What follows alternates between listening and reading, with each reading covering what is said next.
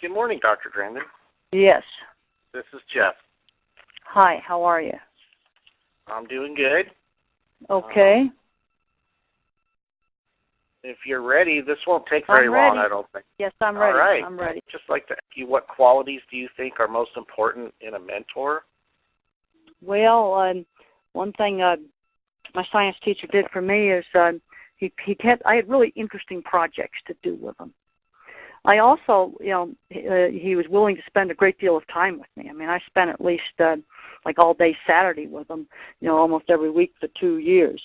A good mentor is going to need to have to put a lot of time into it.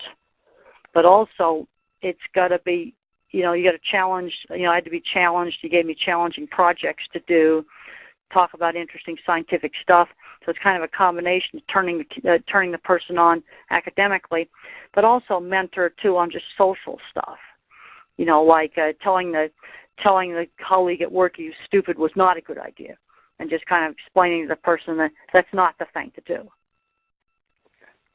So would you say your science teacher was your most influential mentor? Yeah, my science teacher was really important in terms of academically, in terms of career. He was really important.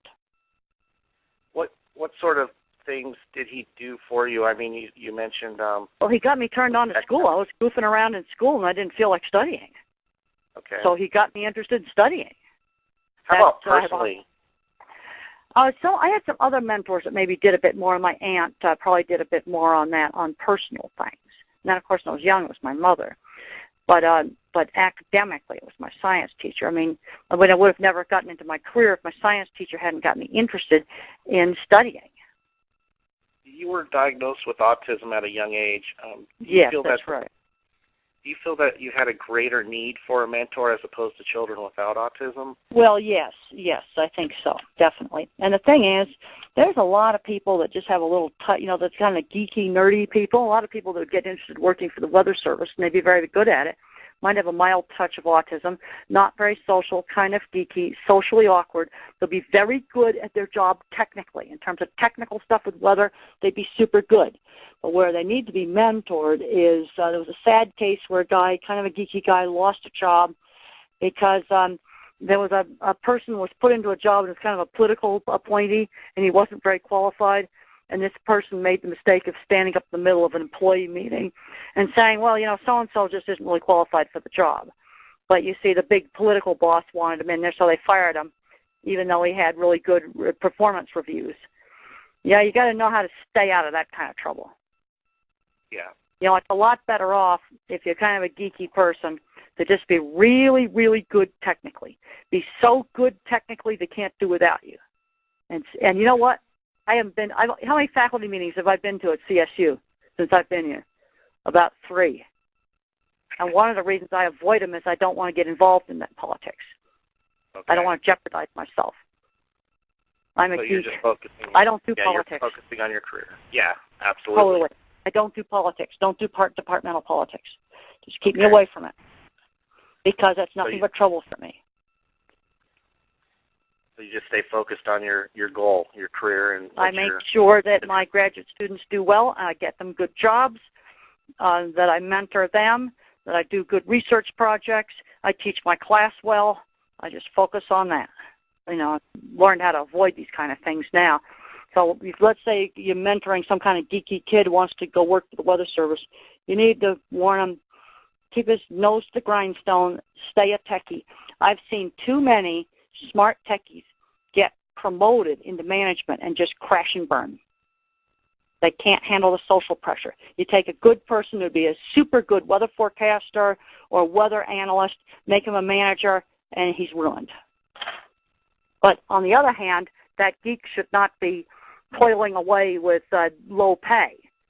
I think there needs to be, management should not be the only path into higher pay. How do you think the role of a mentor-mentee can influence the Well, a mentor can help a person avoid the problems like that. Well, like the mentor would get the person off, let's say a thing where this guy stood up and told that guy wasn't competent for the job.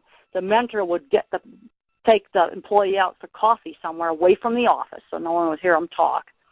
Or maybe go for a walk in the park and say, Yes, Mr. Jones is not qualified, but that's a political appointee, and if you touch that, you're going to be fired. Just don't. There's a time to keep your mouth shut and keep your so, you know, look at those weather maps on that computer, and that's where you better stay. Okay. But a good mentor can help a guy, you know, let's say kind of a little bit of an Asperger-y kind of geeky guy, help him to stay out of trouble at work, not lose his job. So do you ever, like if you needed to talk with an old mentor, do you ever pick up the phone and give them a call and just... Yeah, I have. Yep. Now, unfortunately, my science teacher's dead, so I can't call him up. But I did. Yeah. Yes, I did. I've helped mentor some younger forecasters, and they still call me from time to time. And well, yes, and there's people that I'm really good friends with that I've called up. See, I have people that are social, my kind of social mentors, and they're not in the business. And then I have mentors that are more career related. And how does it make you feel when you've made that connection with a mentor? I mean, is it like gaining a new friend and a confidant? Oh, absolutely. Like, because when on the weekends, I'd go over to Carlock's house on the weekends, and that made my weekends. I would have just been lost when I first went to college if I hadn't gone over to Mr. Carlock's house on weekends and do science projects. If you had one piece of advice that you could give to someone that's just going to become a new mentor, like they're new at doing this, what would that piece of advice be? Be prepared to spend a lot of time doing it. The other thing is you want to avoid a situation where maybe the mentee, the person who's being mentored, gets so good that the mentor might get jealous and not have the mentee's best interests at heart. I've seen that happen. Fabulous.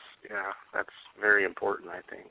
And a good mentor needs to get a joy in seeing his students do well or his mentees do well. Like my students, for the most part, have gone out and gotten good jobs.